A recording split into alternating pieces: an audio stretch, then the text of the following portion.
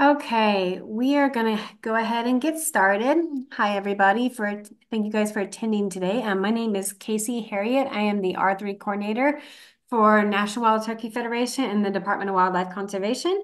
R3 stands for Recruitment, Retention, and Reactivation. So essentially, I help to create programs and initiatives that get people outside and participating in hunting. Today, we are going to be talking about how to hunt September teal and early Canada goose. And we have our private land, or we have our migratory game bird biologist Paxton Smith here, who is going to go over a presentation. And then we have Jacob Harriet, the Lincoln County Game Warden, who is going to go over some regulations. And we're going to open it up the second half of this to a question and answer. So if you guys think of any questions along the way, just type them in the chat box, and then I will field it. We'll fill all the questions for Paxton and Jacob at the end of the presentation. So without further ado, I'm going to hand it over to Paxton, who has his presentation ready, and he's going to talk to us a little bit about teal and goose hunting. Thanks, Casey. Can you guys hear me fine? Yep, And can you see the PowerPoint? sure can. Okay, cool. Well, thanks for the introduction, Casey. My name is Paxton. I'm the migratory game bird biologist. So my job is to help monitor migratory bird populations in Oklahoma and along with the Central Flyway, sort of set season dates and bag limits. That way they're not over harvested and we're using the resource responsibly. I'm also the wetland program coordinator, so I help coordinate operation and maintenance of our wetland development units. So Casey asked me to come on today to talk about September teal and early Canada goose seasons that are starting here this weekend. And it's a good opportunity to get out before it gets too cold and later in normal duck season to get kids out and people that are pretty new to hunting. So I'm just going to kind of go through, see if I can get this to go. Yeah, this is kind of what I have on the agenda for this Learn to Hunt class. So for September teal and resident geese, I'm going to talk about their different ways to identify them, habitat, so where they're living, where you might be able to find them, so you can go hunting for them. Basic equipment you might need uh, to target these species, and then just some different strategies that people use. And it's not a one size fit all sort of thing. There's a lot of different ways to do it. So we'll just kind of discuss some of those things, and maybe give you some tips to go out and give it a try for yourself. And then at the end, Jacob is going to come on with us and talk about some of the rules and regulations about these seasons. And if there's any questions in the meantime, just feel free to put them in the chat box, and Casey will read them off at the end, and we can kind of discuss them. If there's anything I missed or just anything you wanted to know a little bit more about. So first, I wanted to go through the identification and sort of biology of the different teal species. First one and the most common teal that you're going to see during September teal season is blue-winged teal. So they're one of the most numerous ducks in North America. They're the first to migrate from their breeding grounds to their wintering grounds. Blue-winged teal breed in the prairie pothole region and northern part of the United States and Canada. You can see that in the kind of orange color on this map. So they breed in the north, and then, uh, like I said, they're the earliest ducks to migrate south. So that's why we have this early September teal season. Normal duck season is going to start in November, but this early teal season is designed to give hunters an opportunity to harvest these ducks because they're one of the most numerous in the continent. Um, Fun fact about blue-winged teal is they winter mostly in Mexico, Central America, and northern South America. So very long migrations. They're also the two teal species are two of the smallest ducks that we have and that come through Oklahoma. So I'm going to talk about blue-winged teal, and then the next are green-winged teal. We actually have three species of teal. I didn't add cinnamon teal to the list. They're very similar to ID in flight, but they're very uncommon, and maybe you might see them in the panhandle. But so these are green-winged teal, very similar. They're the smallest duck in North America. They're going to be, less than a pound. Uh, Usually when you see them flying, they're going to be in tight groups, flying very fast and in and out of the decoys. Usually you'll see them and then they'll circle, kind of look at the decoys, and then they'll loop back around and they'll actually decoy pretty well. They're some of the best decoying ducks that we have, but like I said, this picture right here is what you're looking for when you're hunting early season teal, mostly blue wings. So I made this slide because there are some lookalikes during September teal season. Uh, there are northern shovelers, which look very close to teal. Okay, so this is some more blue-winged teal in flight on the right-hand side of the screen. So tight groups flying very fast, uh, as opposed to species like mallards. So this is a blue-winged teal in its breeding plumage. So they'll look like this more in the springtime than they do in the winter. The picture on the right is more what they're going to look like here in the fall and winter. The males are going to be more drab. They're going to have a full green speculum, which is the green part on the bottom of their wing, where females are just mostly going to have this blue patch. So on the left-hand side is a male spring plumage green or blue wing teal with a mallard, just for size comparison. And the thing about teal season is it's really important to ID the ducks that you're shooting at. So there's going to be mallards. There will be some northern shovelers mixed in. They're these. They have green heads, but the males do, and then they're a lot bigger than teal. So that's one way you can tell. And when they're flying, it's less erratic and a lot more like a big duck. And then on the right hand side of my screen, these are wood ducks. They're also a common species that you might see in the marsh in September. Uh, just know that they are off limits. And like I said, we have this teal season because there are a lot of them and they're here earlier than most of the big ducks. So it just kind of gives our hunters an opportunity to harvest them before the main duck season. So I was kind of having a hard time describing blue-winged teal habitat because it's a really wide range of areas. So this is an example of one of our moist soil units. Teal, they like really small seeds or invertebrates. Invertebrates are the bugs, the worms, the snails that you might find in mud and mud flats. Uh, and then they need these seeds, which are carbohydrates, to give them energy to kind of make their migration all the way down to South America. So if you walk through the field and your boots and pants look like this, and there's some sheet water, very shallow water habitat, then you're probably in the right area. They like shallow water areas, a lot of seeds from grasses, smart weeds, uh, things like that. Uh, they're smaller ducks. It kind of makes sense. So uh, this is on one of our managed moist soil units.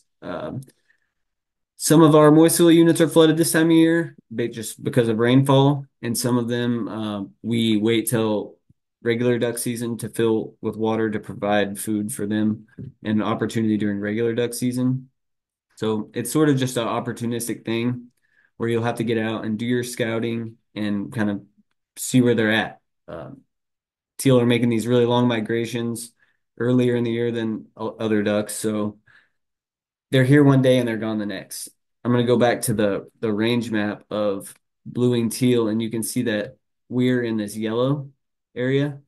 And I got these maps off of All About Birds. It's from the Cornell Lab of Ornithology, and they have a map like this for pretty much every bird species.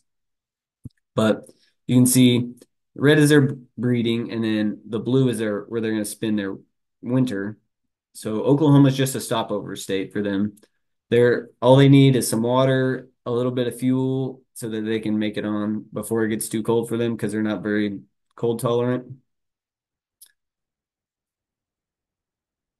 So yeah, these kind of habitats, big open water areas, you're just gonna have to get out and find those. I've hunted anything from, one of our big reservoirs across the state to, uh, you know, 2 acre sheet water in a Bermuda field.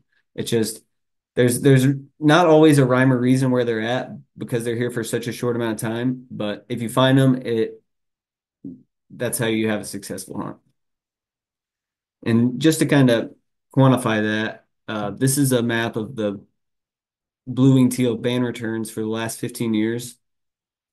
We get them all across the state. That's covering, 4 ecoregions, all different types of landscape. Uh, One thing they all have in common is you're going to have to find water, obviously. So I recommend checking Oklahoma Mesonet website that has rainfall totals for the last 60, 80, 90 days. You'll be able to find what counties might have good water, maybe where you target your efforts for scouting. Uh, Maybe split up between you and your buddies and go check some areas that you might have. Uh, and then just lakes are always a good place to start too. A good resource that ODWC offers is our WMA interactive maps. You can go through and go to our website, click on this link right here, and you can see all of our WMAs across the state. You can change the base map so it's a satellite image. You can see, what the landscape looks like, whether and maybe the image was taken in a wet year. So you're really just gonna have to go do the legwork, drive around, hike into some areas and see if they have birds. Because like I said, here one day, gone the next. One good way to sort of target your efforts, your hunting efforts at least, are to go on days after a big north wind. They'll ride the north wind down and look for a place to stop and rest the next day. So that's usually a good place to start. Um, just listening to some of my hunting friends go back and forth about all those small details and stuff like that. And I'm like, at the end of the day, I have 2 days on the weekend to go hunting. So that's when I'm going to go regardless. And like I said, teal are very hit or miss, but whenever they're there, it can be really good. And like I said, they decoy awesome. This screenshot here on the bottom right corner is from the U.S. Army Corps of Engineers website. They have maps of all of their areas open to hunting on this page right here. You can kind of see it. I would just Google Oklahoma hunting maps, Corps of Engineers, and click the first link, and you should be able to find this fairly easily. But they'll have all of their areas that are open to hunting, their area specific regulations, uh, and maybe I usually bring it up on one side of my screen and then bring the satellite image up on the other side and kind of, does this look ducky? Does this place look ducky? Just to kind of focus my efforts, I guess. And then these are our PDF maps of our wildlife areas. So this is just an example one, but I just wanted to point out that when you're looking for duck habitat, all of our lakes are reservoirs in Oklahoma. So that means there's a river going into it and a dam on the other end. Well, the end of the river comes in, it deposits a lot of silt um, that creates sort of a delta-like effect where it makes a lot of shallow water habitat with emergent vegetation, grasses like the ones I pointed out. So if you kind of get familiar with one of these areas, and then you can also follow the lake levels on the Corps of Engineer website. And so if one of the lakes is higher than another, where that water line comes up into the vegetation, that's going to make excellent duck habitat. And so that's just one more way where you can kind of focus your efforts. It's a big state. They're little birds. So you can kind of hone in on them like that. Let's see. I'm just going to check the chat box real quick to see if anybody has any questions. We're good, nothing yet. And yeah, interrupt me just so I don't bore you guys to death with this. You too, Jacob. You're the only person on my screen I can see. So see Jerry Smith is on here too, so he might have some questions. Um, but yeah, I just want to go back to this just so I don't blaze through this too fast. This map of the band returns. So we as in waterfowl biologists ban ducks in their breeding grounds in the north, the prairie pothole regions like North, South Dakota, Saskatchewan. We put a small metal leg ban on birds, all duck species, and whenever they migrate through our state, they have a chance of being harvested. You type in the band number on the website if you harvest one, and then we can basically track where they came from and where they're harvested at. So that gives us a better idea of where at in the state they are. You can kind of see over on the eastern part of the state where these river systems kind of meet are a pretty hot spot, the dark magenta areas, and then some other areas of the state that have a lot of, managed wetlands over in the southwest. I will say that the far southwest is in a severe drought this year, so that's unless something changes in the next couple of weeks, they're going to be pretty sparse down there. And being a migratory species that can fly so far in a day, these birds are really good at searching the landscape for resources. So that's why it's so important to, kind of hone in on the habitat that you think they might be at, and then kind of start there when you're scouting them. And I will say that as well as like moist soil, emergent vegetation like grasses and smartweed and stuff like that, teal also really like submerged aquatic vegetation. So submerged aquatic vegetation grows in water that's pretty clear.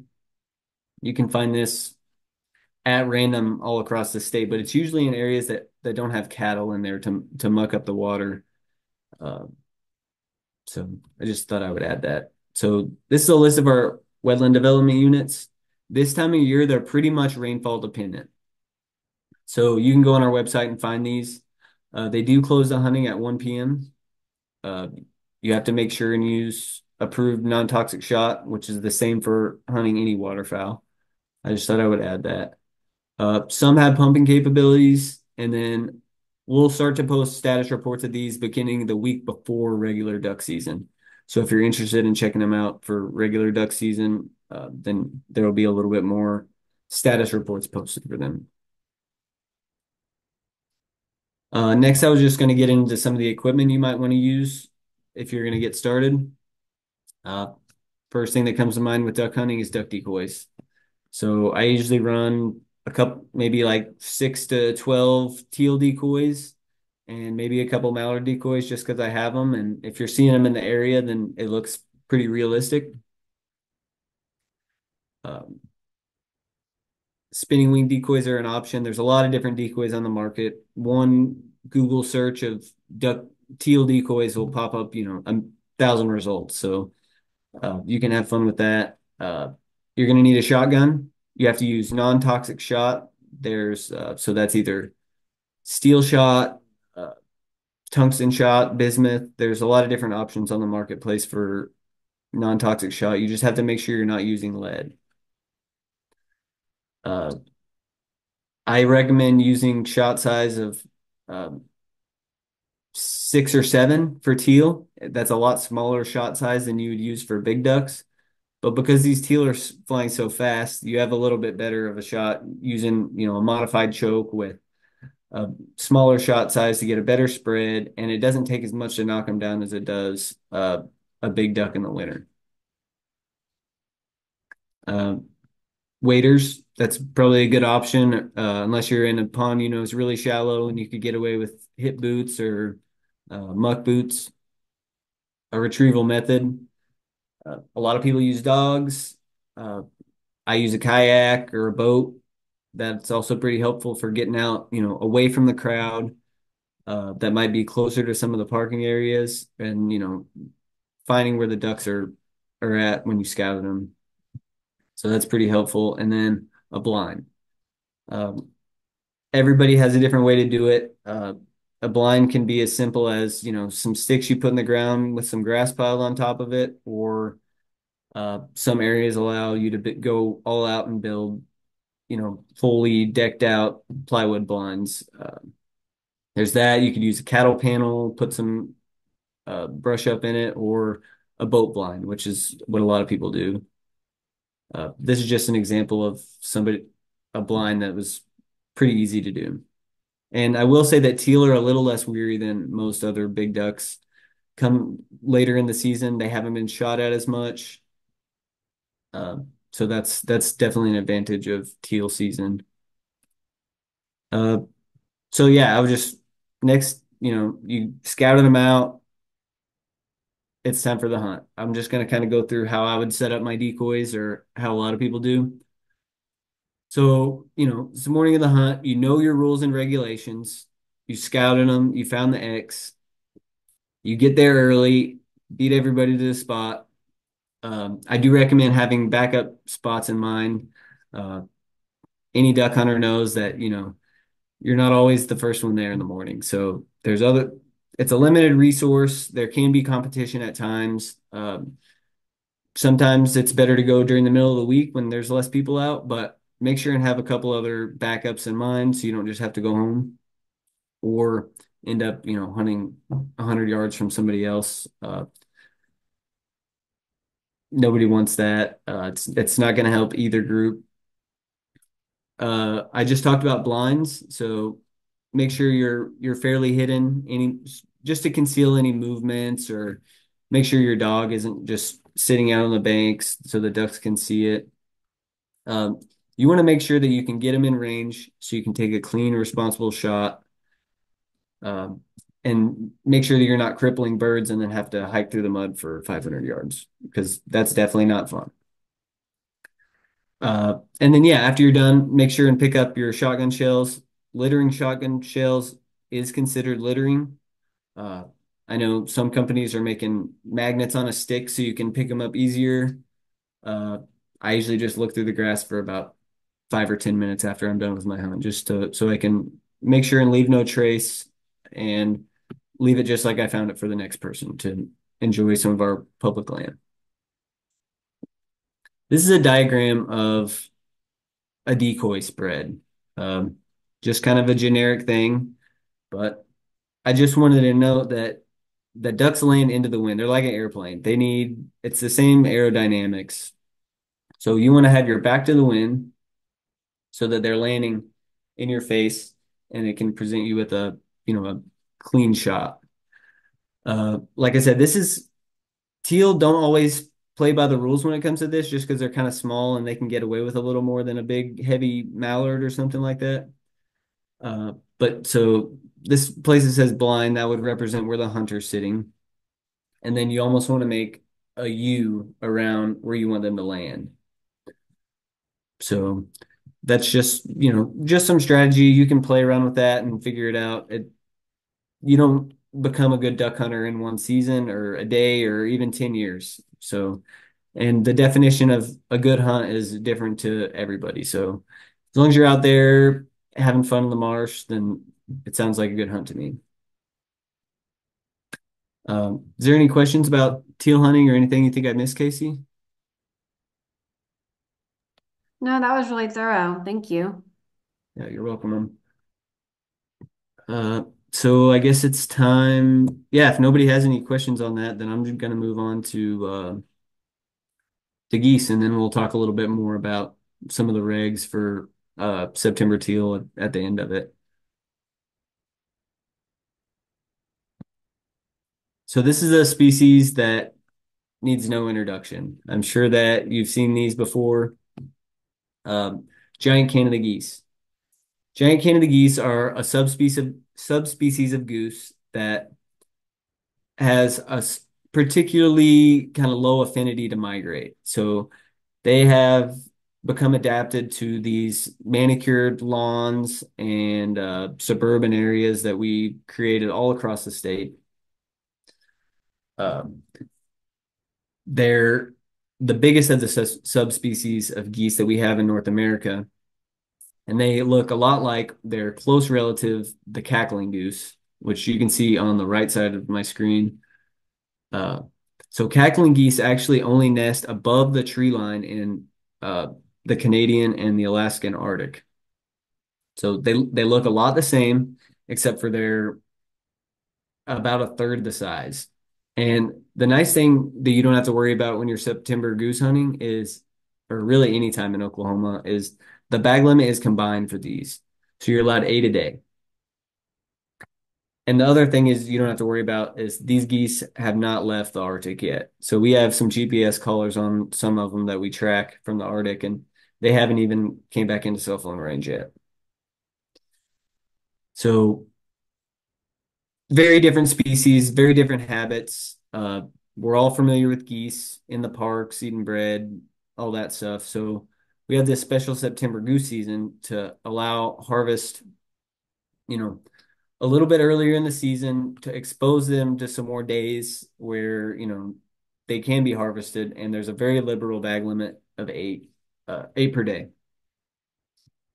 So this offers kind of a unique opportunity to harvest them fairly close to urban and suburban areas. But yeah, so next I'm just going to talk about habitat a little bit. Nobody has problem identifying a goose, right?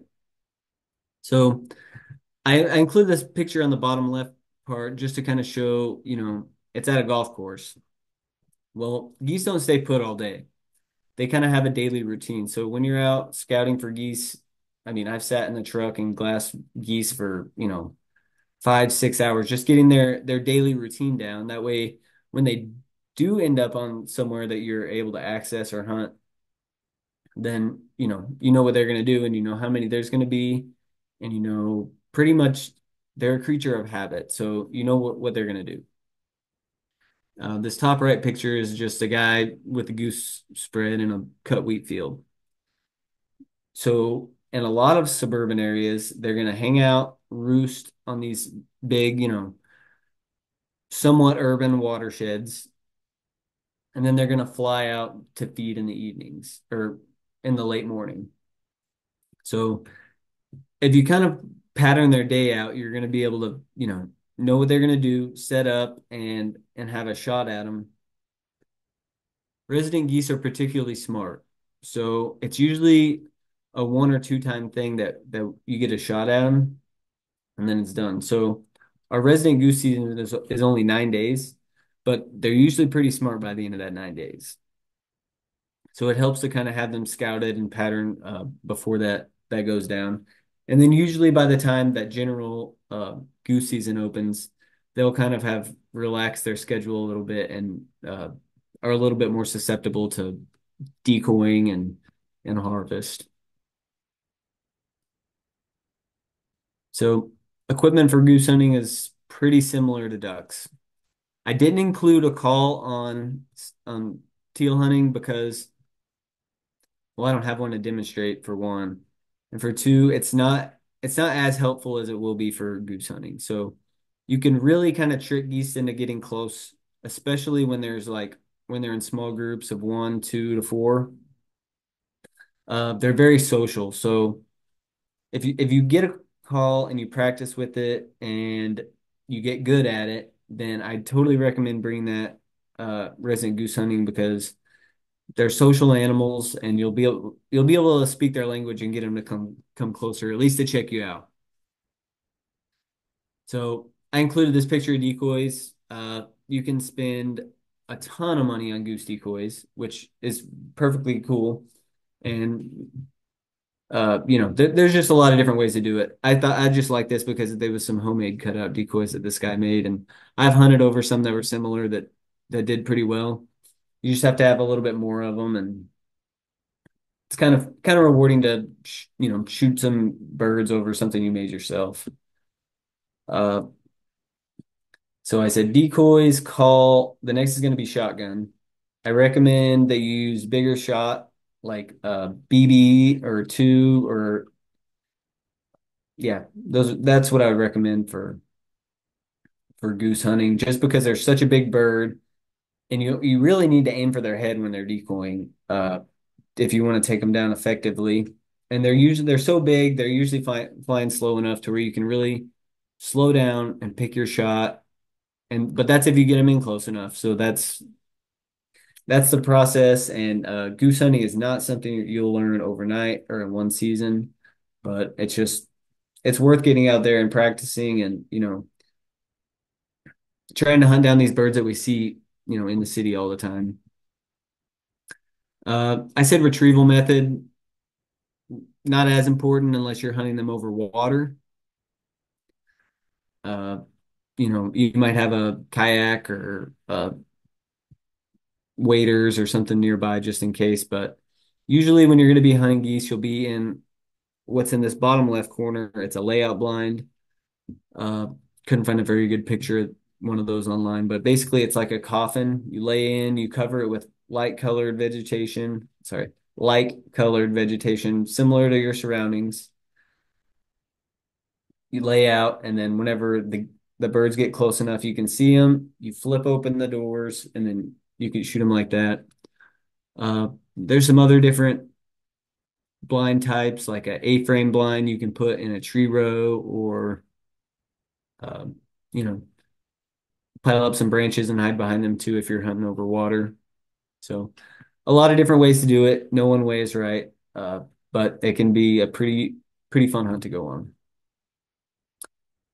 Uh, yeah, I don't know if we can get into the rules and regs a little bit. I was just going to kind of go over the concept of the early teal season. So early teal season is, I probably mentioned it twice earlier in the thing, but it's to give us opportunity at teal because they're so numerous and they migrate earlier than our regular duck season. And there's a population threshold that they allow us to have 16 days teal season versus a 9-day teal season. And that is dictated by a survey that the U.S. Fish and Wildlife puts on. It's the Waterfowl Breeding Population and Habitat Survey. And they basically estimate the population of 5 or 6 different species of ducks. And then they also quantify the quality of habitat that we have on the ground each year. They do this survey in May, and this year they estimated that there was 4.59 million blue-winged teal. So that sounds like a lot, but it's actually down a little bit from the long-term average of how many teal we usually have. So there's a threshold at 4.7 million, we're allowed 16-day season. So since we dropped below that threshold this year, next year will only be a 9-day teal season with the same 6 teal per day bag limit. So this year we're good, but next year it's going to be different. September 7th to the 22nd, you can shoot 6 teal per day, and then your possession limit is 3 times your daily bag limit. That is, of course, after the third day of the season being open, and then 2 times after the second day of it being open. And the bag limit just means that that's how many you can have in your possession. So your possession means in your truck, in your freezer, on you. So Jacob might want to clarify that a little bit. He's the law. Yeah, so basically, if you hunt one day, you can have one limit. If you hunt 2 day, you can have two limit of 12. If you hunt 3 day, you can have three limits of 18. But you're at no point in time are you supposed to possess more than 18 teal. You need to eat them before you go back and hunt. Sure. Cool. Same goes for goose season. Uh, 8 geese per day, very liberal bag limit. Uh, and then, yeah, I don't know if there was a question in the chat that regarded the regulations. They asked, uh, can you use electronic calls? No, the answer is no. So, uh, there is a goose season where you can use electronic calls, the spring snow goose season, which is a conservation order season. So it's basically outside of our normal migratory bird hunting frameworks. But as this resident goose season is like within our frameworks, then that means that you can't use electronic calls. You have to finish hunting at sunset. As we're, like deer hunting, you can go 30 minutes after. Uh, it, and then you can begin hunting 30 minutes before sunrise. Let's Hey, see. Paxton, are you done with Yes. this? Is this the last slide on your presentation? No, I got one more. Okay. Well, I will field all these questions at the end if you want to get through your last slide, and then we Okay. can unshare the screen so we can all see each other again. Like I can't really see you guys, and I'm recording this, so it'll look better if we can all chat together. Okay. All Okay. right. Thanks. Well, I think Jacob's up for the next bit. All right, works for me. So I'm pretty much just going to go right out of our Oklahoma Hunting and Fishing Reg book. Y'all can see that. It's a free book. They should all be delivered at this point. Walmart's, Atwoods, any licensed dealer, and I spread them around the county as well.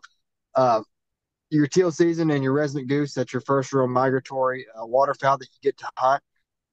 You do need to be careful with waterfowl because they are managed federally and by the state. So there's a little more rules than hunting something like quail or something. So we just need to be cautious of that. So I'm going to go through the license requirements here, and like I said, I'm reading this right out of the book. You can also get these regulations online through our app as well. But for our hunting licenses, for our youth, this year has changed a little bit. So you have to have a youth super license, which is basically a license that if you're under 18, you're considered a youth, and it basically covers everything you need, minus the federal duck stamp once you turn 16 and the hit permit. And those are both federally required. So under 18, you need your resident youth annual super license. If you're over 16 or 16 and 17, that's when you're required to get your hit permit and your federal duck stamp. For a resident, you need your or annual hunting license, resident annual hunting license. You're going to need a state waterfowl stamp and a federal waterfowl stamp and your hit permit. The hit permit is like a federal survey that we use to kind of track bird numbers. If you're a lifetime license holder, then you are exempt from everything besides you still need the federal waterfowl stamp and the hit permit. But you don't have to buy the Oklahoma waterfowl stamp if you have the lifetime license. For non-residents, our licenses have changed a little bit this year as well. If you're a youth, you can use the 5-day youth super license or the annual youth super license. And then for non-residents, you need a non-resident annual hunting license, and then you'll need your appropriate stamps as well. So the federal duck stamp, that's federally required. We talked about the Oklahoma waterfowl stamp. So the big thing this year is we changed youth from, it used to be if you're under 16, you're a youth. Now anyone under 18 that is hunting in Oklahoma is considered a youth. And that was a big change that made things much simpler. If you're under 16 or over 65, you're exempt from the hit permit or the federal duck stamp, so you don't need them. Under 16 or over 65. And that's pretty much it for licensing. Like I said, there's a few more in there since it's regulated by state and federal government. But just pay attention to that. If you have questions, we have it in these books, and we also have numbers in here that you can call. All your local game board numbers are posted by county on the second page of this booklet, or you can just Google, Oklahoma State game wardens, and we'll pop up too. So we talked. Paxton did a great job covering the possession limits. Our public lands, we all have different regulations on different lands. Like Paxton was saying, some of our wetland units close at 1 o'clock. So if you're going to hunt public land, just check and make sure if there's any area specific regulations. Shooting hours is 1/2 hour before sunrise, and then it stops at official sunset. And we want to stop at official sunset because you can still see, but those birds need to get to roost. We don't want to be blowing them off the roost. That's something I fight every year. People are just trying to shoot them late because they're still flying around. Legal means of taking is shotgun, conventional or muzzleloading archery equipment, legal raptors, and is otherwise provided in the general hunting regulations. We had a question last week about dove hunting with a pellet gun, and pellet guns are not legal for dove or waterfowl. It needs to be a regular shotgun, and it has to be non-toxic shot. And that's basically not lead. There's a whole bunch of different kinds now, but every box you buy will be clearly labeled that it is non-toxic shot. Hunter orange, you do not have to wear hunter orange while waterfowl hunting. In the regs, there's a whole bunch of stuff. You guys can't use punt guns, which are like giant shotguns that shoot massive. They used to be made to take hundreds of birds at a time. I don't think we're going to have to worry about anybody doing that. You cannot use a boat to aid in your hunt. So if you are hunting birds, you can't be driving around chasing them and shooting them, and you also can't go and have your buddy go drive and jump them up for you and then shoot them. So can't use that motor vehicle to help you out. Drones is something that falls under that as well. That's a common thing that we're seeing. You can't go take your drone and jump up birds so you can shoot them. That's harassment, and it's illegal. Harassing wildlife is the same as shooting wildlife in our laws. So make sure you're not doing anything like that to aid in your hunt. You cannot have live decoys, so you can't take your wife's pet ducks out there in time to string and have them lure them in. It's probably really effective, but we can't do it. Any non-wild birds have to be removed 10 days before the hunting season. Baiting is another issue that I get into a lot. You can't put corn in the water or Milo in the water. Uh, you can't, uh, you can't bait them in. They can be on native vegetation. On agricultural crops, you can hunt over it as long as it's a normal agricultural practice. But you can't grow a cornfield and then go brush hog it and say, well, it's for my.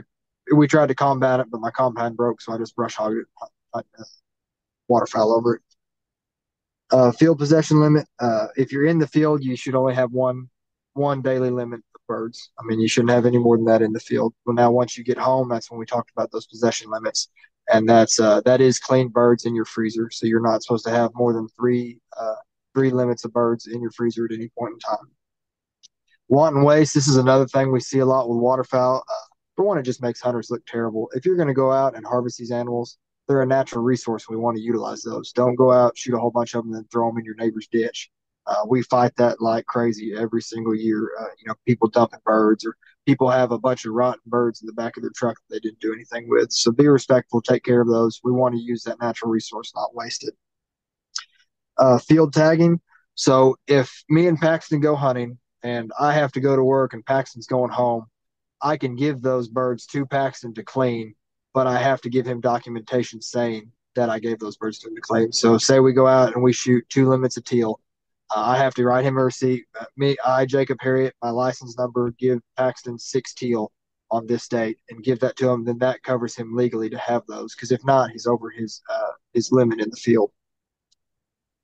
Uh, any bird that you shoot and wound, you need to put down immediately. Don't let them swim around on the water like a live decoy. We don't want anything to suffer. We need to shoot it. I had issues with that last year. Guys went out and it was actually a ton of teal coming in, and they were shooting birds so fast that they were leaving their wounded birds and not putting them down and shooting more birds. They ended up being over limit significantly, and a lot of those wounded birds had gone away and were left to suffer. So we don't want to do that. Field dressing, you need to leave proof of sex or proof of species on those birds. So either fully feathered head or fully feathered wing. Paxton mentioned those wood ducks. That is a common thing that people will shoot those wood ducks thinking that they're teal. So bird ID is very important when you're teal hunting. Need to make sure you can identify them. With the geese, I don't think you're going to mistake one of those big old honkers flying around, but the teal are very easy to misidentify. And same, a lot of shorebirds and stuff are flying around that time of year. So we want to just make sure that what we're shooting at is in fact a teal. If you're hunting in 2 states, you got to abide by the regulations of both states. You can get charged with both states, and you can get charged state and federally. We talked about the non-toxic shot. If you get a bird that is banned, please report those and figure out. For one, you get a bunch of cool information, and it helps us out tracking these birds. Just some other things. That's basically the regs for it. If you guys have any questions, let me know. But just some common stuff I see. Don't trespass. Like, make sure you're on properties that you have permission. That's one of my biggest issues that I have. Pond jumping is perfectly legal, but when you jump those ponds, make sure you're shooting teal and not shooting something else. A common thing that duck hunters and then game wardens use is, you have your teal and you have your big ducks. And your big ducks would be like your mallards and your gadwalls and stuff like that. We want to make sure they're the right species of bird. And when you're jumping ponds, sometimes it's easy to get more than what you shoot at, just because they're all jumping up at the same time. It's kind of a fast-paced thing. It is also legal to shoot waterfowl off of the water. So if a bird comes in, lands on the water, especially if you're new and you're not very good at IDing them in the air, if it lands on the water, say, okay, yeah, that's a teal. By all means, you can shoot that on the water. There's nothing illegal about that at all. Another thing, so dove season will be running consecutively with teal season. When you're waterfowl hunting, you can't have lead shot in your possession. So if you're dove hunting and teal hunting at the same time, you need to make sure you don't have any lead shot with you. You have to use steel shot to hunt those dove because you are, in fact, waterfowl hunting. And other than that, be respectful, take care of it. It's good meat. Don't dump them. Carcass disposal, it's 100% acceptable after you clean those birds. Put them in a bag and put them in your trash can. There's nothing wrong with that at all. Don't go out and chunk them on the county road or in a farmer's field. That's another headache that we have every single year.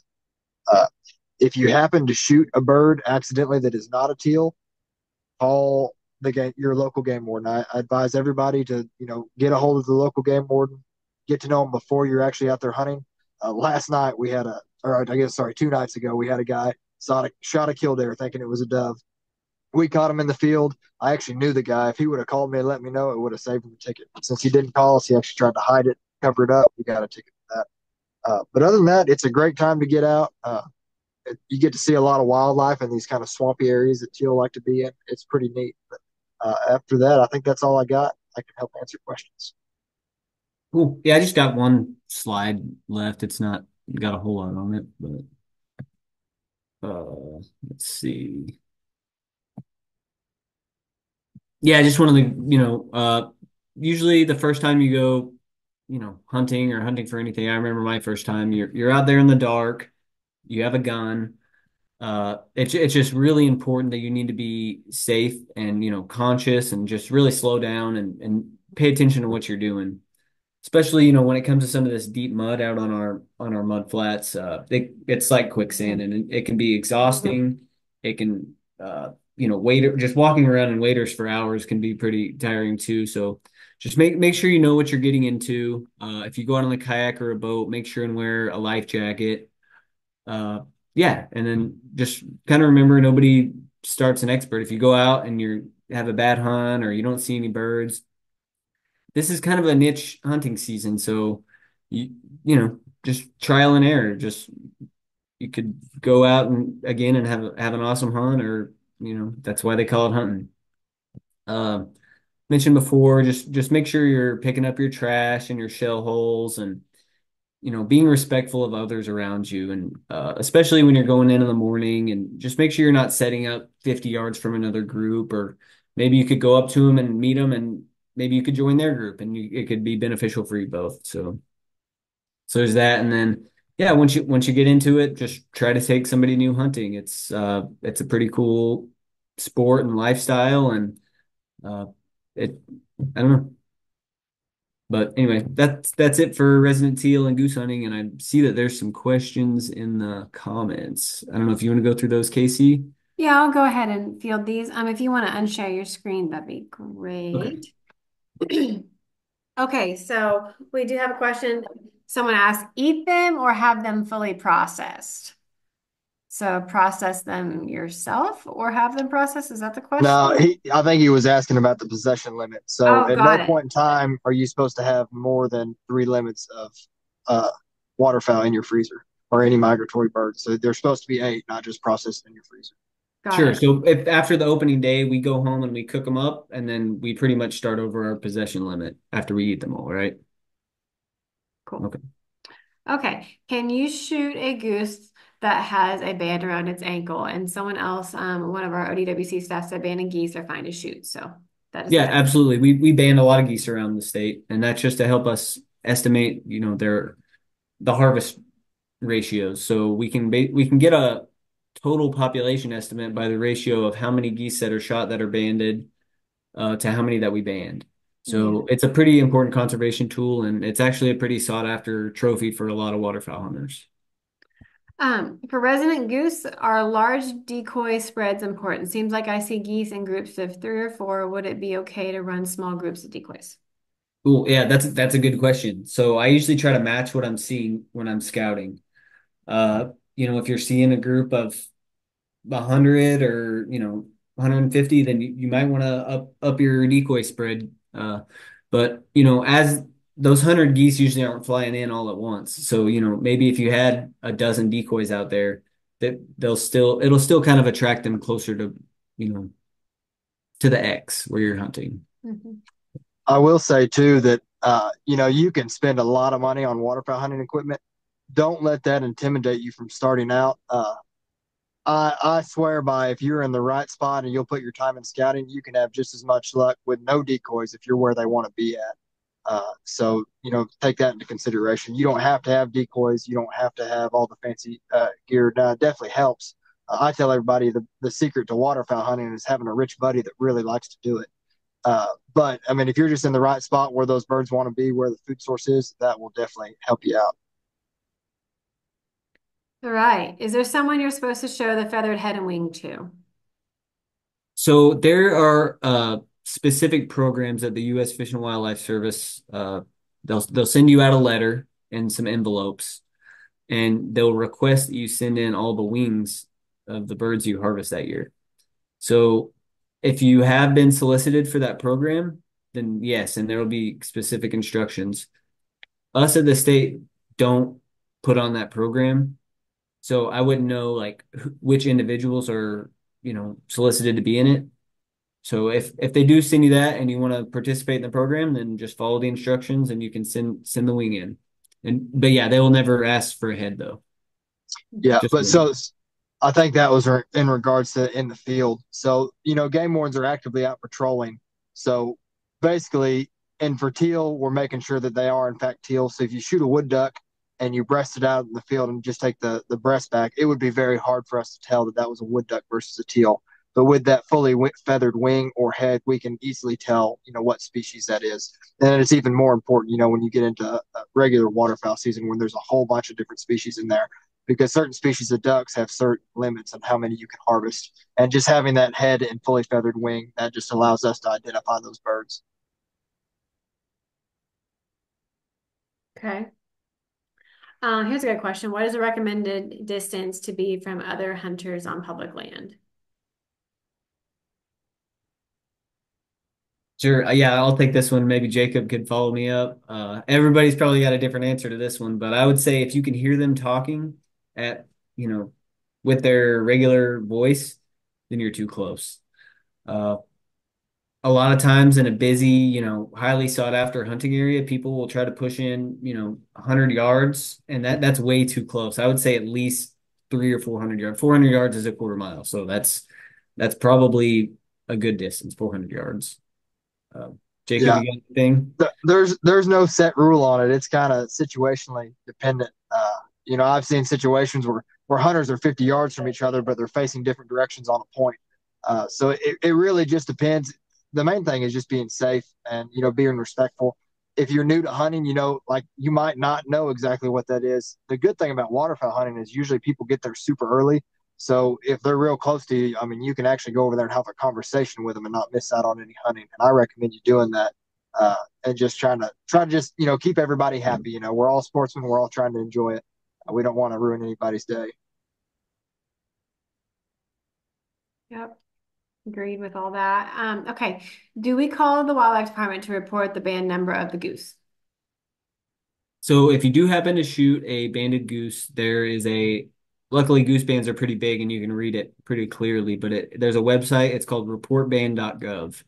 And you'll go on there and you'll tell them, what county you're in, uh, you know, or what county you harvested the bird in and your name, and they'll send you a certificate and then tell you where it was banded at. And All that's facilitated by the Bird Banding Lab, which is a federal program.